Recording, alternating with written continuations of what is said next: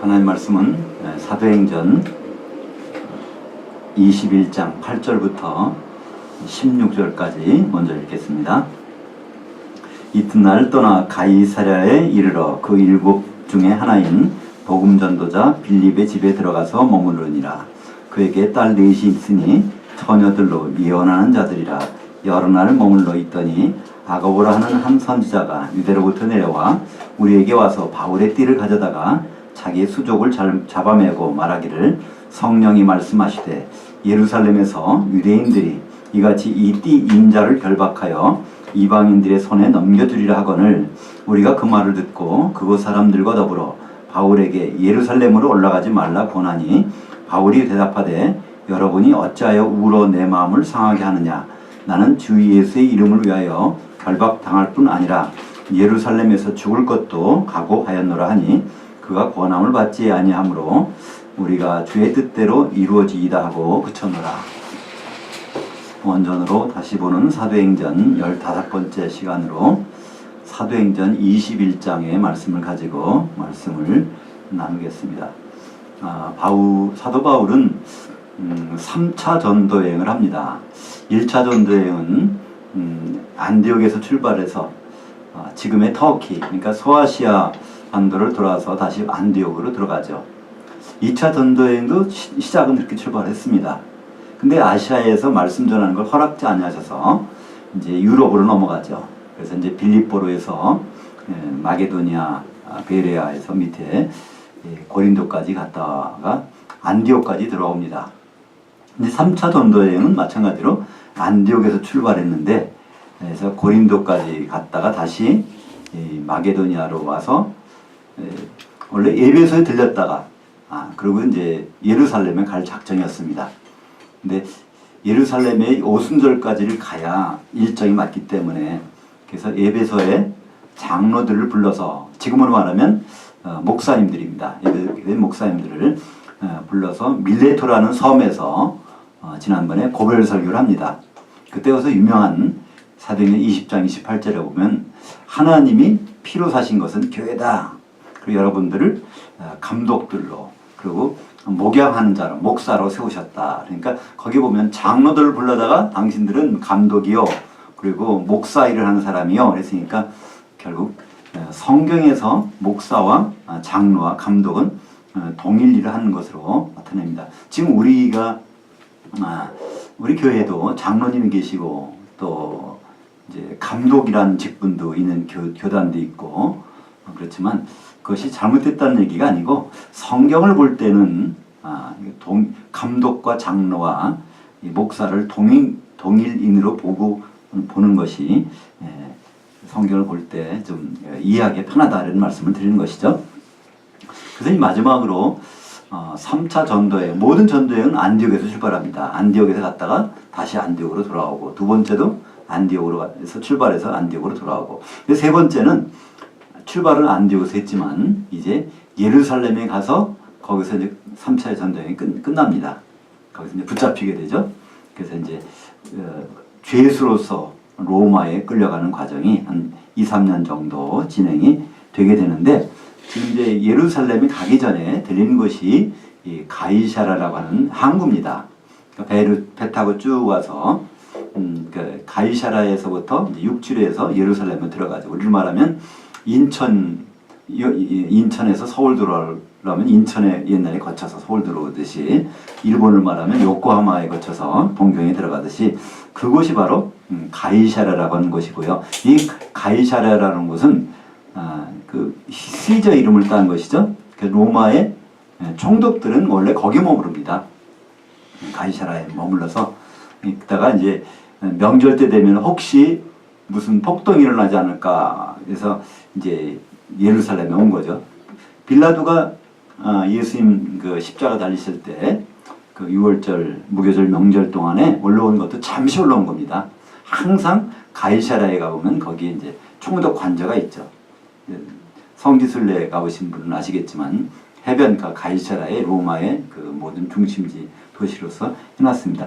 그러니까 거기에 바울이 갔는데, 거기 누가 있었냐면 빌립이라고 하는 사람이 있었습니다. 이게 사도가 아니라 보통은 빌립 집사라고 그러죠. 그래서 7사람을 세워놨는데 그 사도들은 말씀 전하는 일을 해야 되는데 이 교회에 다른 일들이 있으니까 7명을 택해 했습니다. 그 이유가 뭐였죠? 사도들은 전부가 갈릴리 출신이어서요. 헬라말을 못합니다. 근데 전 세계에서 외국에서 온 유대인들은 헬라말밖에 못하거든요. 이게 대화가 안 통해가지고 그들을 특별히 이렇게 구제해주는 그 역할을 담당하기 위해서 7명을 헬라말을 하는 사람들을 뽑아서 세웠습니다. 거기 스테반도 있고 이 빌립도 있고 나머지 이제 7명이 있는데 그것을 우리는 처음에 집사다 이렇게 얘기해서 안수 집사, 그래서 안수에서 세웠기 때문에 안수 집사의 효시다. 그래서 집사는 서리 집사도 있고 안수 집사도 있고 안수 집사가 돼야 된다 이렇게 이제 전통적으로 해왔습니다. 네? 오늘 본문에도 보면 8절에 이튿날 떠나 가이사라에 이르러 그 7 집사 중 하나인 전도자 빌리, 우리 성경에 이렇게 돼 있어요. 근데 거기에 집사라는 말은 없습니다. 원래 성경에 그 사람 7명을 집사라고 한 적이 없어요. 근데 이걸 번역하시는 분이 그냥 이렇게 관념적으로 집사라고 집어넣는데요. 사실 이분들은 누구냐면 복음전도자입니다. 스테반도 복음전도했잖아요. 그죠? 전도하다가 순교당했고 이 집사도 마태복음 사도행전 8장에 보면 이제 예루살렘에 박해가 일어나니까 거기서 이제 다 도망갑니다. 그때 빌립이 이제 사마리아에 가서 복음을 전하면서 귀신 쫓고 능력을 행하고 사람들에게 물세를 줍니다. 신기한 거는 왜 물세를 줬을까? 왜냐면 이 사람은 성령을 받은 사람이거든요. 성령이 충만한 7을 세운 것이니까. 그때 이제 사도들이 가서 이제 바로 이제 성령 세례가 임하게 되죠. 하나님은 또 한번 기회를 주십니다. 이 빌립에게. 그래서 이집트의 구스에 지금으로 말하는 이디오피아죠. 거기서 온 간다게 이집트 여왕의 그 내시가 이제 이 사람이 이제 하나님을 섬기는 사람인가 봐요. 그래서 왔다가 갈 때 이사야서 53장을 읽는데 이해가 안 간단 말이죠. 그때 하나님이 빌립을 데려다가 거다가 데려다 놨습니다. 그래서 그것을 성경 강의를 해주고 근데 물이 있으니까 거기서 물세례를 주고 그리고 끝났습니다. 그 다음부터는요 빌립이 대한 얘기가 전혀 없어요. 오늘 여기 처음 나옵니다. 그러니까 하나님은 빌립이 하는 사역을 더 이상 허락하지 않으신 것 같아요. 성령 충만한 사람이 가서 물세례 주고 있고 또 다음 기회에서 물세례 주고 있고 참 답답하셨겠죠. 결국은 빌립은 하는 일이 아무것도 없이 가이사라에 가서 거기서 쭉 오랜 시간을 지나다가 거기에 애를 또 3명 낳는데 이 3 딸이 그 예언하는 사람이라고 그래요. 근데 예언하는 내용적인 안 나옵니다. 그 집에 이제 아가보라고 하는 그 예루살렘에서 온 예언자가 와서 지금 예언해 주는 겁니다.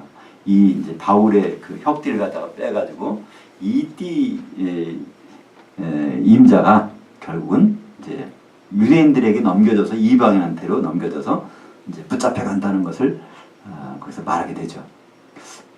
우리가 보면 야 이거 하나님이 예언으로 말씀해 주셨다. 그러니까 거기 가면 안 돼. 당신 가서 잘못되면 이 모든 교회가 문제가 생기는 거 아니냐. 우리 같으면 그럴 것 같잖아요. 그죠? 우리 정말 인간적으로 한번 생각해 보시죠. 그죠?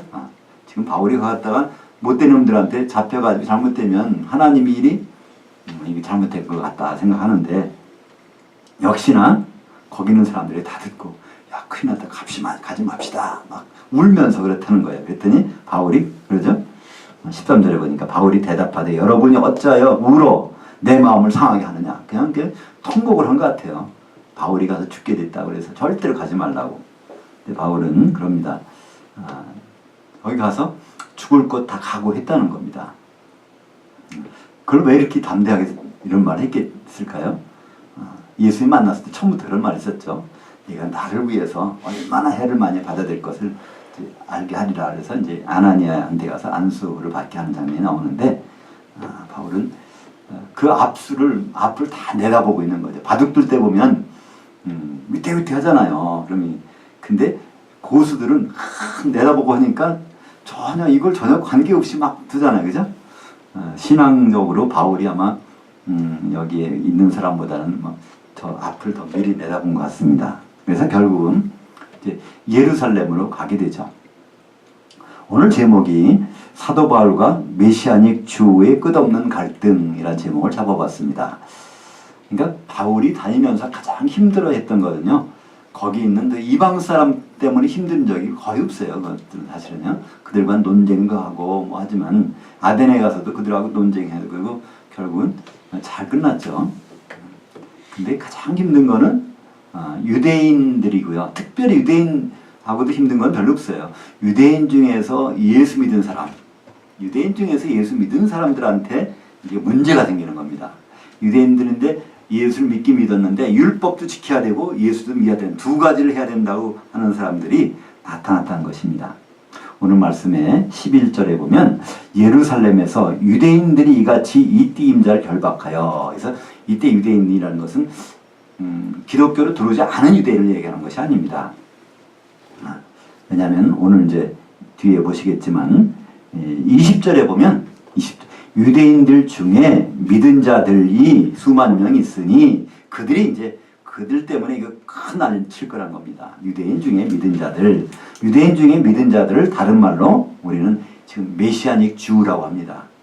지금 메시아닉 주라고 하는 운동이 굉장히 있어요. 우리 그냥 귀 막고 있으니까 그렇죠. 인터넷 한번 들어가 보세요. 굉장히 많아요. 물론 그분들이 하는 것이 다 나쁜 건 아니에요.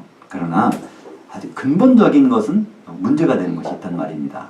그러니까 유대인과 헬라인을 구분하고 있는 거예요. 유대인 구원이 따로 있고 헬라인 구원이 따로 있고 바로 유대인들이 지금 뭘 해서 이루어져야 된다는 그것을 가지고 있는데 이 메시아닉이라는 것은 히브리 말을 영어식으로 고친 겁니다. 그러니까 메시아닉이라는 기름 부음을 받았다는 건데 헬라식으로 하면은 크리스토스라는 뜻이죠. 크리스천 유대인 크리스천이라는 뜻인데 그것을 히브리식으로 해서 메시아닉 주라고 하죠.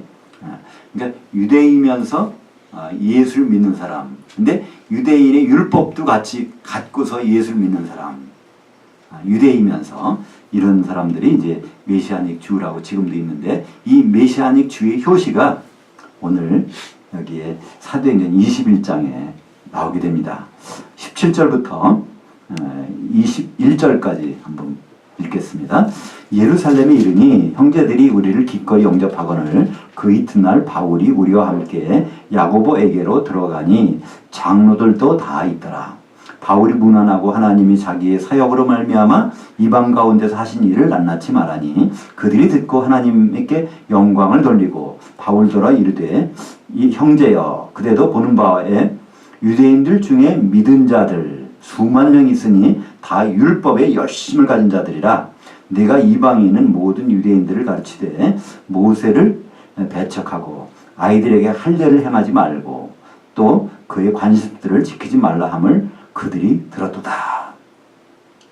여기에 이제 바울이 예루살렘에 가서 만난 예루살렘 교회 사람들을 만났습니다. 예루살렘 교회 수장이 당시는 우리가 생각할 때는 베드로일 것 같은데 베드로가 아닙니다. 야고보라는 사람인데 주의 그러니까 사도인 야고보는 이제 8장에 보면 목 잘려 죽었죠, 그죠? 순교를 당합니다. 순교를 당하고 이것은 주의 형제인 야고보. 그러니까 예수님의 남동생이 4명 있었는데 그 중에 바로 밑에 동생이 바로 이 야고보입니다. 다른 복음서에서는요 이 야고보를 작은 야고보라고 그래요. 그래서 복음서 마지막에 보면 작은 야고보와 요셉의 어머니 마리아도 있더라. 그러니까 또 야고보와 요새의 어머니 마리아 이런 말이 자꾸 나와요. 작은 야고보라는 말이 나옵니다. 그거는 바로 예수님의 어머니를 가리킬 때 그렇게 지칭을 하고 있어요. 그러니까 예수님의 어머니라는 지칭 대신에 바로 작은 야고보와 요셉의 어머니라고 하는데 이 작은 야고보에 해당되는 사람이 바로 오늘 나오는 예루살렘 교회의 리더인 야고보입니다. 근데 야고보가 누구하고 같이 있었냐면 장로들과 같이 있었다고 합니다. 근데 이 장로들은 누굴까요? 물론 장로라는 그 헬라어의 뜻은 연륜이 많은 자라는 뜻입니다. 연륜이 많은 자. 네, 특별히 이 장로들은요 예루살렘 교회의 중심이 뭘까요? 사도들입니다. 그러니까 이 사도들이 장로는 목사도 장로라고 부르지만 예루살렘 교회의 장로들은 일자적으로 사도라고 볼 수 있죠. 베드로전서 5장 1절에 보면 베드로가 자신을 소개하길 나 장로라고 소개합니다. 그죠? 너희 중 장로들에게 권하노니 나는 함께 장로된 자요. 그러니까 베드로는 자기 소개할 때 나 장로다 이렇게 소개합니다. 그 요한이서 1장 1절에도 장로인 나 요한은 사도 요한도 나 자기를 장로라고 그래요. 그러니까 예루살렘 교회에서 야고보가 수장이고 그다음에 이제 사도들이 쭉 있는데 그 사도들을 통상적으로 장로라고 부르는 것을 볼 수 있습니다. 그러니까 바울이 예루살렘 교회에 가서 바로 이제 그 사도들을 만났다는 얘기죠. 그래서 사도들을 만났더니 그들이 형제라고 하면서 반갑게 맞아주는 거예요. 근데 당장 거기서 그 사도들이 걱정하는 게 있습니다. 이제 바울이 가서 보고를 했어요. 이방에서 이러이러한 일들이 벌어졌습니다. 그래서 보고를 했더니 형제들이 너무나 반갑게 그걸 맞아주는데 거기에 이제 야고보가 그들이 그 대표가 얘기합니다. 유대인들 중 믿은 자들이 수만 명 있다는 거예요. 유대인이었는데 기독교로 개종한 사람들이 지금 수만 명, 메시아닉 주라는 주가 지금 수만 명이 있는데 그들이 지금 뭘 가지고 당신에 대해서 말하고 있냐면 세 가지가 있다는 것입니다. 세 가지가 첫째는 모세를 배척한다. 바울이라는 사람이 모세를 배척한대. 이건 무슨 말일까요? 모세 율법, 이 구약 성경 이것을 바울이 이거 더 이상 이거를 행동으로 옮기지 말라 이렇게 얘기한다는 것입니다. 두 번째는 뭘까요? 아이들에게 할례를 행하지 말라. 그러니까 원래 할례는요 아이들에게 행하는 거잖아요. 난 지 8일 만에 하는 거니까 그죠? 그것도 하지 말라.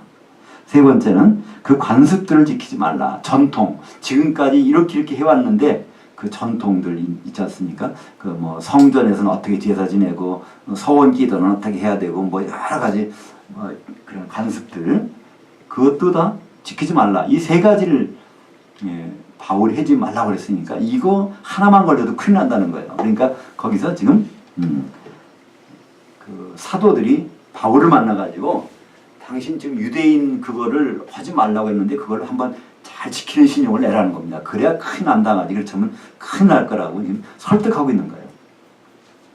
근데 사실 이렇게 해야 될까요? 그러니까 이거는 사도행전은 그래서 이 역사서입니다. 역사에 좋은 면도 기록하고 그렇지 않은 면도 다 기록했는데 그런 걸 보고 그리고 교훈을 삼으라고 하는 것이죠.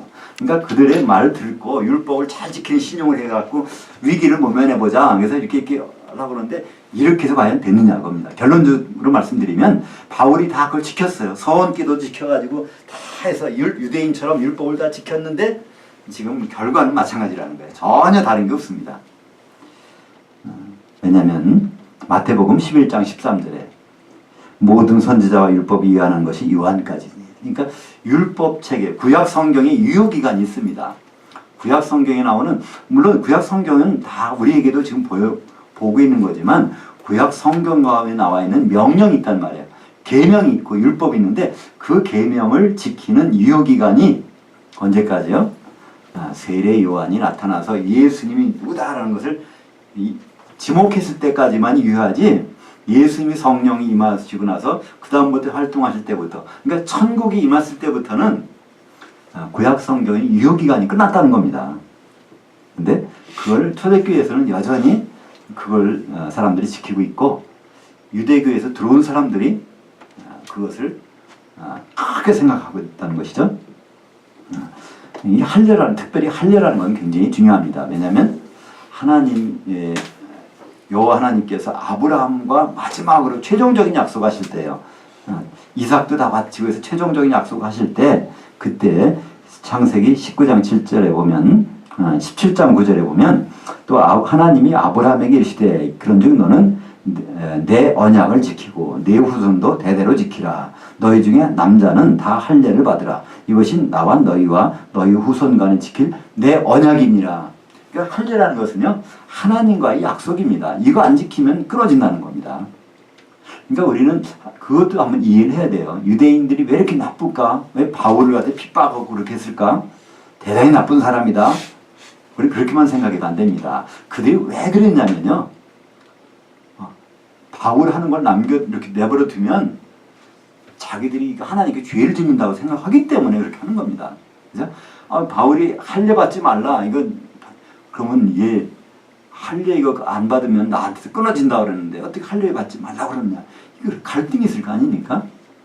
요거하고는 좀 다른 얘기지만 예수님한테 현장에서 간음에도 잡힌 여인이 왔죠. 그죠? 달려왔는데 사람들이 돌을 들고서 막 치려고 그럽니다. 그때 그들이 다 이제 하나 둘씩 다 거주해서 떠나가 버리죠. 아무도 다 없어졌습니다. 너희 중에 죄 없는 자가 돌로 치라 해서 이 말 들었을 때, 그러니까 그 사람들이 왜 돌을 들고 와서 막 이렇게 했습니까? 현장에서 간음하다 잡힌 사람들을 보면 끄집어다가 돌로 치라고 율법이 기록되어 있단 말이에요. 그러니까 그것을 들은 이상은 다른 볼일을 중단하고 가서 그걸 치야 이게 율법을 지키는 거거든요. 그래서 그 사람들이 그렇게 하고 있었던 것입니다.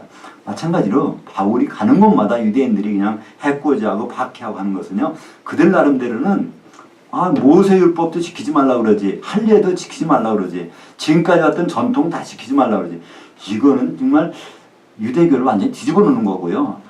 그들에게는 용납될 수 없는 거라는 거죠. 근데 그들은 한 가지를 몰랐습니다. 예수님의 말씀은 몰랐는 거예요. 누가복음 23장 20절에 보면 이 성찬 예식을 하시면서 이 피는 바로 새 언약이다. 피는 이제 몇 시간 후면 십자가 달려 돌아가실 걸 미리 얘기하고 그걸 가지고 포도주로 해서 그걸 말씀하신 건데 십자가에서 흘리실 피를 말씀하신 것입니다. 이건 바로 이것이 내 언약이다.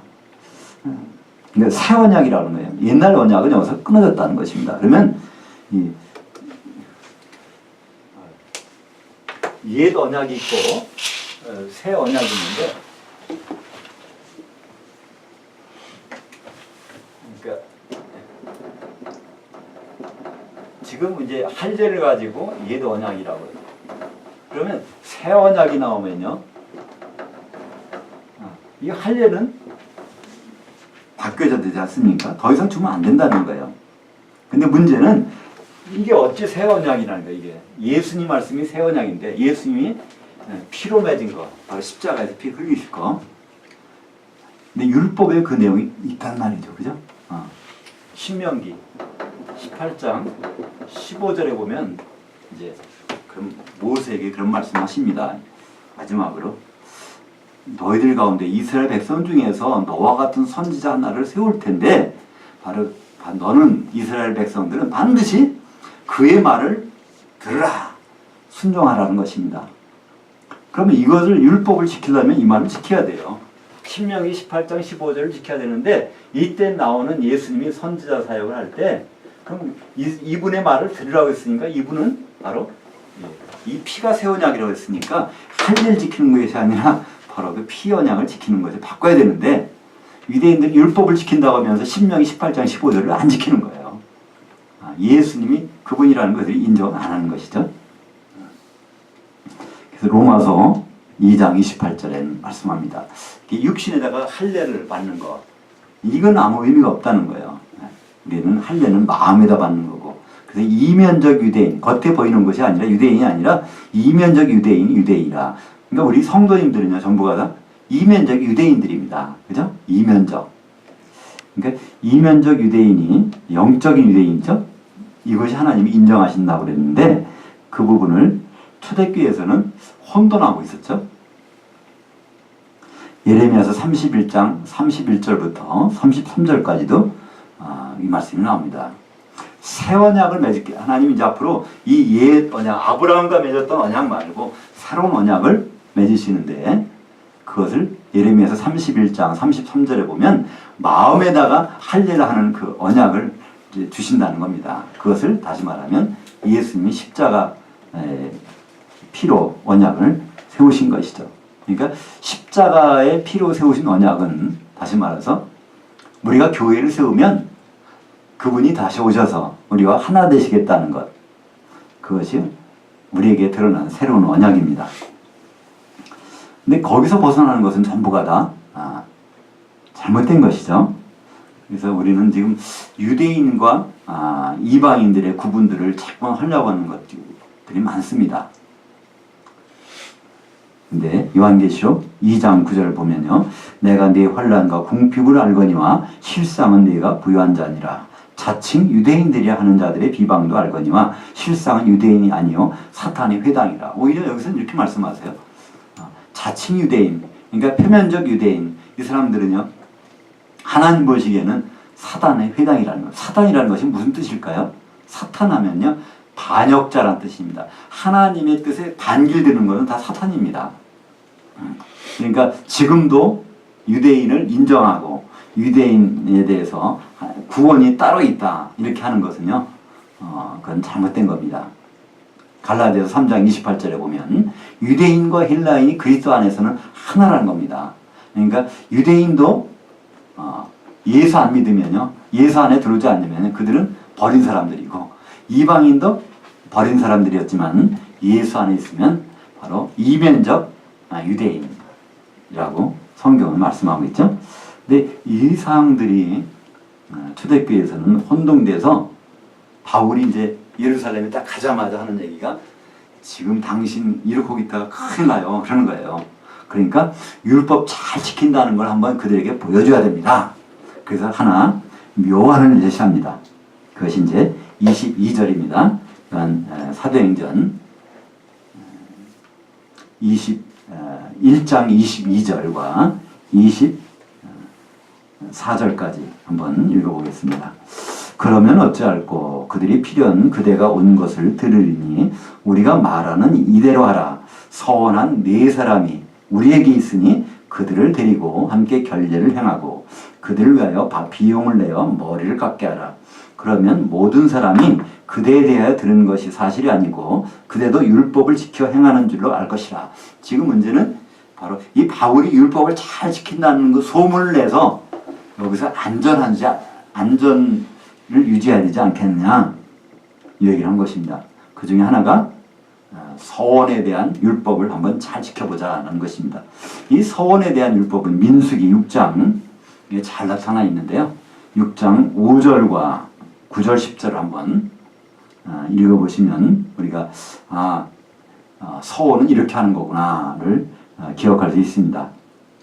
그 서원을 하고 구별하는 모든 날 동안 삭도를 절대로 그의 머리에 대지 말 것이라. 자기 몸을 구별하여 여호와께 드리는 날이 차기까지 그는 거룩한 주 그의 머리털을 길게 자라게 할 것이며 일곱째 날에 밀 것이며 여덟째 날에 산비둘기 2마리나 집비둘기 새끼 2마리를 가지고 회막문에 와서 제사장에게 줄 것이요. 하나님께 뭘 서원을 하려면 절차가 있습니다. 기간은 딱 7일 동안 해야 되는데 7일 동안은 이 몸에서 털을 깎으면 안 돼요. 머리털도 물론 깎으면 안 됩니다. 그래서 7일이 딱 차면 예물을 가지고 제사장한테 그걸 이제 보여야 됩니다. 근데 그것도 아무 데나 가면 안 돼요. 회막문에 가서, 그러니까 성전에 가서 거기까지 가서 그걸 해야 그 하나님께 서원한 모든 절차가 맞춰지는 것입니다. 근데 지금 그렇게 서원하는 사람이 있다는 거예요. 4명이. 근데 그 사람들 지금 문제는 아마 돈이 없었나 봐요. 서원은 했는데 돈이 없었어요. 근데 그 돈을 좀 바울 보고 좀 충당을 해서 그들과 같이 그걸 지키면 유대인들이 지금 율법 지키는 걸로 인정을 할 것이다. 이런 얘기입니다. 근데 지금 사도행전 요때쯤이 예수님이 부활 승천하시고 적어도 한 30년은 지난 다음이거든요. 적어도. 근데 예수님은 사도들에게 뭐라고 말씀하셨죠? 마태복음 5장 34절 볼까요? 나는 너희에게 이르노니 도무지 맹세하지 말지니 하늘로도 하지 말라. 이는 하나님이 보좌이며 땅으로도 말라. 이 예루살렘 성전으로도 말라. 계속 일체적으로 맹세를 서원 기도하지 말라는 겁니다. 예수님은 사도들이 하신 말씀이 절대로 서원하지 말라는 거예요. 근데 사실 우리는 여전히 우리도 그런 거 하잖아요. 그죠? 작정 기도, 작정 헌금 기도, 작정이라는 걸 많이 시키는데요. 작정이나 서원이나 맹세랑 똑같은 거죠. 그걸 하지 말라는 겁니다. 구약 율법에서는 서원할 땐 이렇게 하라 서원이 정식 절차에 들어갔어요. 그러나 예수님은 천국 헌법을 선포하실 때는요, 서원은 하면 안 되는 거예요. 그럼 서원은 누구만 할 수 있을까요? 서원은 우리 주님만이 할 수 있습니다. 서원을 왜 하지 말라고 그러셨을까요? 서원은 하게 되면 우리는 못 지킨다는 거예요. 인간이 그걸 지킬 수 없다는 겁니다. 그러니까 못 지킬 거 뻔히 알면서 한다는 얘기는 거짓말 한다는 거예요. 그래서 우리에게는 서원하지 말라고 그랬습니다. 할 수 있으면 예, 못하면 아니요 이렇게만 하지 서원은 절대로 하지 말라는 것이죠. 예수님이 신신당부했는 누구 앞에서요? 사도들한테. 근데 지금 사도들은 바울을 놓고 얘기하는 겁니다. 이거 서원할 때 한번 이거 해보자. 그러면 사람들이 와서 인정해 줄 거 아니냐. 근데 놀랍게도 바울이 그걸 따랐다는 거예요. 웬만하면 바울이 나 그거 안 해. 나 율법을 안 지키는데 왜 여기 가서 갑자기 율법을 지켜. 안 했을 거잖아요. 근데 바울은 그대로 합니다. 그렇잖아요? 여기 보니까 25절부터 26절까지 보면 바울이 이제 26절에 바울이 이 사람들을 데리고 이튿날 그들과 함께 결례를 행하고, 그러니까 지금 일주일 동안 머리털 안 깎았습니다.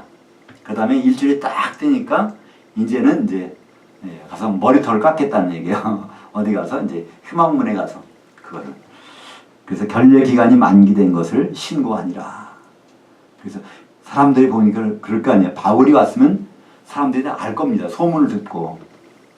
바울이 저기서 와서 도착해가지고 일주일 동안 머리 안 깎고 있다가 이제 머리를 깎는데 사람들이 이걸 다 들었을 거 아닙니까? 그럼 웬만하면 바울이 이제 율법도 다 수용하는구나. 우리 아무것도 아무 짓도 하지 말자. 이렇게 돼야 정상일 거 아닙니까? 근데 그게 아닙니다. 그죠? 그 뒤를 쭉 나오는 거 보면요. 바울을 고소해가지고 붙잡아다가 그냥 때리고 죽이고 한 일이 똑같은 거예요. 그러니까 율법을 지키는 신용에서 그들에게 보호받아 보려고 하는 거, 그거 소용없다는 거를 우리에게 지금 알려주는 겁니다. 그죠? 이건 왜 이렇게 이걸 기록을 남겨뒀을까요? 바울이 실수했다 잘못했다를 떠나서 바울이 사실은 그거 했을 때 좀 마음이 좀 굉장히 괴로웠을 거예요. 그죠? 내 율법을 지켜야 되나? 율법을 거부해야 되나? 근데 그걸 한 이유를 고린도전서 9장 20절에 이렇게 설명을 합니다. 유대인들에게 내가 유대인과 같이 된 것은 유대인들을 얻고자 함이요 율법 아래에 있는 자들에게는 내가 율법 아래에 있지 아니하나 율법 아래에 있는 자같이 된 것.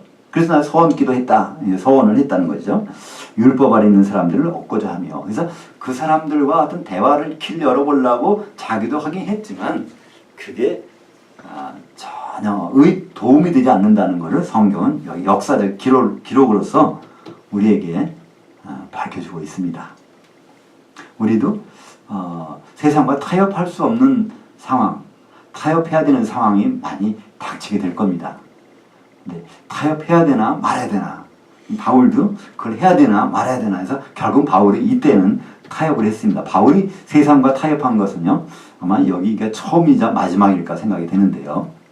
일단 타협해도 결과가 달라지는 건 없다는 거예요. 유대인들이 그래서 얻었습니까? 오히려 더 유대인들이 쫓아와서 죽이라고 덤벼드는 겁니다. 그리고 또 한 가지, 율법을 지켰다 그래서요, 다른 거 하나 어기면 그 다 안 지키는 겁니다. 서원기도 한번 서원을 딱 일주일간에 머리털에다가 칼 안 대고서 있다가 그 일주일 딱 지난 다음에 예물 가지고 회막문에 나와서 딱 절차대로 해서 신고식이 마쳤다 그래갖고 모든 율법을 지켰다고 하는 건 아니라는 겁니다. 우리도 마찬가지잖아요. 그죠? 내가 아무 죄도 없는데 운전하다가 교통법규를 하나 어겼어요. 그러면 당장 거기서 벌금이 날라옵니다. 그죠? 딴 거는 다 잘했어. 근데 그거 하나 어겼다 그래서. 그죠? 그러니까 그러면 어긴 건 어긴 거잖아요. 율법에도 마찬가지죠. 야고보서 2장 10절에 보면 누구든지 온 율법을 지키다가 그 하나를 범하면 모두 범한 자가 되나니. 그래서 우리는 이 율법으로는요, 우리가 해결받을 방법이 없다는 거예요. 한마디로. 갈라디아서 5장 3절에도요. 내가 할례를 받는 각 사람에게 다시 증언하노니 그는 율법 전체를 행할 의무를 가진 자라. 그러니까 할례만 받을까 말까, 이것 정도는 받아봐야 되지 않을까?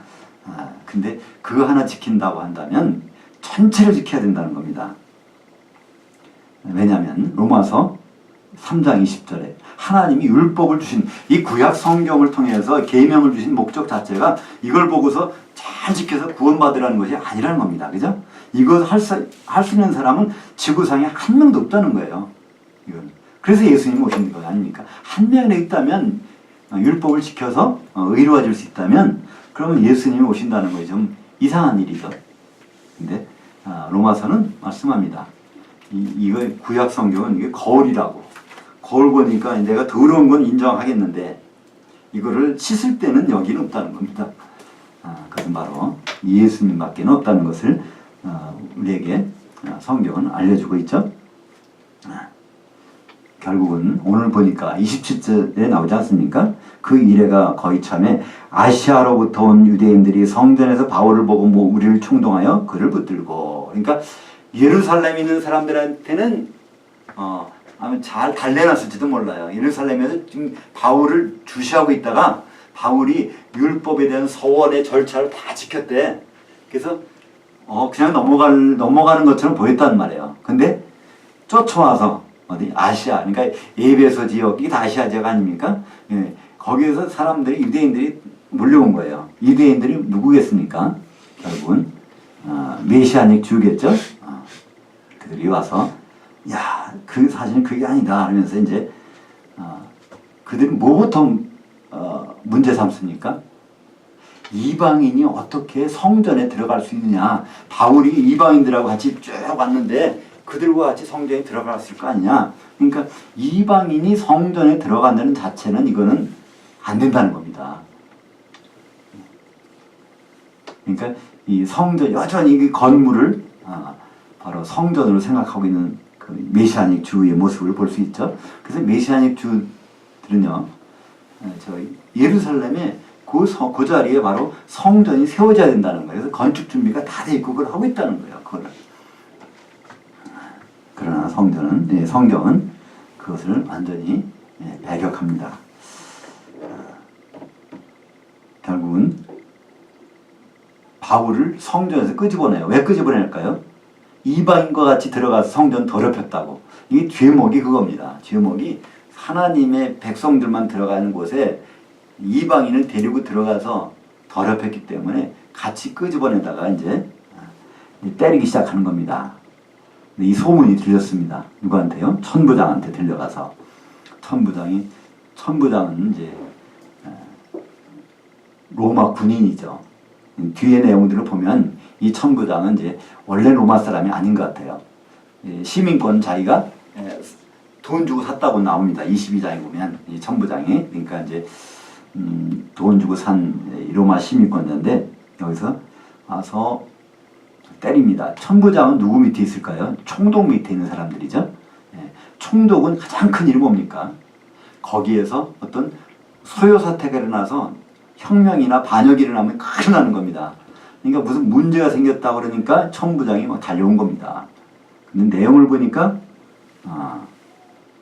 별 내용은 아니에요. 그 정치적인 내용이지. 그래서 도대체 무슨 내용인지 몰라서 이제 물어봅니다. 도대체 뭐 때문에 그러느냐? 그래서 이제 33절에 보니까 이에 천부장이 가까이 가서 바울을 잡아 두 쇠사슬로 결박하라 하고, 그러니까 자기가 보니까 무슨 난리가 난 줄 알고 바울을 잡아 쇠사슬로 결박을 합니다. 그럼 물어보는 거예요. 당신 도대체 누구요? 근데 사실 여기서 간단히 끝날 수도 있습니다. 그죠? 바울이 나 로마 시민권자인데 딱 하면요, 거기서 일체도 손을 댈 수, 천부장은 이 바울을 보호할 책임이 있는 사람이에요. 바울이 나는 여기서 억울하니까 로마 황제 앞에 가서 나는 재판을 받겠어 하면요, 천부장은 데리고 거기를 호송해야 됩니다. 그래서 사실은 이제 천부장이 호송하는 장면이 다음부터 나옵니다. 그죠? 그래서 가이사라에 가서 거기서 한 2년 정도 있다가 로마까지 가는데 그 모든 일들을 그들은 바울을 호송하는 거예요. 왜 그럴까요? 바울이 로마 시민권자라는 하나의 이유로. 그래서 그들은 얘기합니다. 네가 그냥 거기서 재판받겠다 하지 말면 뭘 석방해 줄 텐데 뭐 이렇게 우리도 귀찮게 하고 당신도 거기까지 가려고 하느냐, 이런 얘기 나오지만, 근데 여기서 오늘은요, 바울은 거기서 자기가 로마 시민권자라는 얘기를 안 합니다. 끝까지. 근데 이 바울은 아마 생각이 좀 복잡한 것 같아요. 그죠? 지금 여기서 어떻게 하는 것이 주님의 뜻을 나타내는 것일까? 그래서 일단은 자기가 시민권자라는 말을 안 하고 그냥 버텨봅니다. 그래서 결국은 이제 22장에 보면 이제 발언권을 얻어가지고 이제 바울이 그 자리에서 설교하는 장면을 쭉 나가는데, 우리가 오늘 21장을 이게 마치면서 생각해 볼 일이 있습니다. 23장 11절에 보면 이와 연결돼서 우리가 생각을 해볼 수 있는 구절이 있는데요. 그날 밤 주께서 사도 바울에게 곁에 서서 이르시되 담대하라. 내가 예루살렘에서 나의 일을 증언한 것 같이 로마에서도 증언하여야 하리라 하시니라. 이게 증언이라는 것은요, 목격담을 얘기하는 것입니다. 원래가. 증인이라는 것은요, 목격자를 말합니다. 사도행전 1장 8절에 보면 오직 성령이 너에게 임하시면 너희가 권능을 받고 예루살렘과 온 유대와 사마리아와 땅끝까지 이르러 내 증인이 되리라. 이건 사실 사도들이 하는 말씀입니다. 사도들이 예수님 목격자이기 때문에. 그래서 예루살렘에서 목격자 노릇을 했잖아요. 온 유대에서 또 사마리아에 가서도 했고, 그러면 이제 땅끝까지 해서, 그러니까 로마에서도 반드시 사도들이 가서 증언을 해야 되는데, 다른 사도들은 헬라 말을 모르니까 이 바울이 이제 로마에 가게 된 것이죠. 근데 예루살렘에서 이 바울이 증언하는 것이 필요합니다. 그것이 이제 22장이 나오고 23장까지 연결된 다음에 거기서 예루살렘에서 나에 대해서 네가 목격담을 얘기했잖아. 이제 로마에 가서도 해야 돼. 그것 때문에 바울은 웬만하면 나 로마 시민권자다 그러면 그들이 그냥 석방시키려고 그랬어요.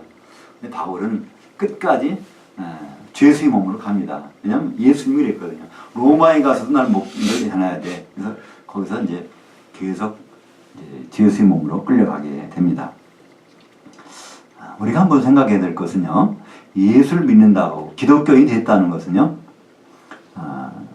메시아닉 주와는 좀 다른 것을 가져야 됩니다. 메시아닉 주는요, 예수도 믿고 그 다음에 율법도 지키고 이 두 가지를 같이 하자는 거예요. 근데 성경에서는요 그렇지 않습니다. 에베소서 2장 20절에 보면 너희는 사도들 곧 선지자들이 기초석 위에 세우심을 입은 자. 그러니까 사도들이 말만 드려야 돼요. 율법에 있는 구약 성경의 계명은요, 구약 성경은 귀하고 중요한 거지만 여기 나온 명령을 우리가 따라서는 안 됩니다. 우리는 바로 새 언약에 따라서, 새 언약은 예수님이 주셨는데 예수님은 그 언약을 사도들을 통해서 우리에게 주시기 때문에 사도들의 말을 들어야지, 율법에서 이렇게 하니까 이렇게 해야 된다, 율법에서 할례를 행하라고 그랬으니까 어디 할례를 행해야 된다, 이렇게 관습을 지켜야 되니까 이렇게 해야 된다, 또 모세의 오경에 대한 것들을 십계명을 지켜야 된다, 이것을 지킨다는 것은요 교회를 허무는 일입니다. 왜냐하면 기초를 없애는 일이거든요. 바로 사도들의 말만을 우리는 드려야 되는데, 지금도 2000년 전에 바울이 당한 상황이나 지금은 누가 메시아닉 주일까요? 물론 메시아닉 주라고 자칭하는 그런 단체도 있지만 많은 사람들이 어떻게 보면 메시아닉 주입니다. 기독교인은 기독교인인데 율법을 지키는 것과 그 다음에 사도들의 말을 병행해서 해보려는 것이 있는 거예요. 그죠? 이 사도들의 말만 지키기에는 뭔가는 좀 부족하니까 그것도 같이 지키려고 하는 것. 그것이 지금도 있습니다. 그러나 성경은 말합니다. 너희는, 교회는, 성도들은 바로 사도들의 기초석 위에만 서야 된다는 거죠. 그것을 바울조차도 유대인들을 얻기 위해서 율법을 지켜가면서 기초석을 약간 허물면서 해보려고 했지만 거기서 이익 얻는 것은 아무것도 없다는 것을. 그래서 바울은 이 이후로요 절대로 타협하지 않습니다. 오늘 서원 예식을 행한 것이 바울이 타협한 처음이자 마지막인 율법과의 타협입니다. 그러니까 우리에게는 마찬가지로 끊임없이 어떤 그 율법을 지키는 것, 구약에 나온 모든 것들을 지키는 것과 우리 삶을 같이 끌어가는 사람이 있다는 거예요. 11조, 구약에 나오는 말라기에서 나오는 11조, 그걸 바쳐야 그래야 복 받는다. 이렇게 그것도 해야 되고 또 그것도 한다는 거예요. 그러나 그것은 지나간 것입니다. 11조가 지나간 것이 아니라 모세 율법을 통한 11조는 지나갔다는 것입니다. 우리에게는 새 언약이 있고 그 새 언약은 예수님 피로 말미암아 된 것이고 하나님이 예수님 피로 말미암아 우리에게 바라시는 것은 바로 교회를 이루는 것입니다. 그래야 신랑 되신 주님이 신부된 아내를 맞으러 오실 것입니다. 기도하겠습니다.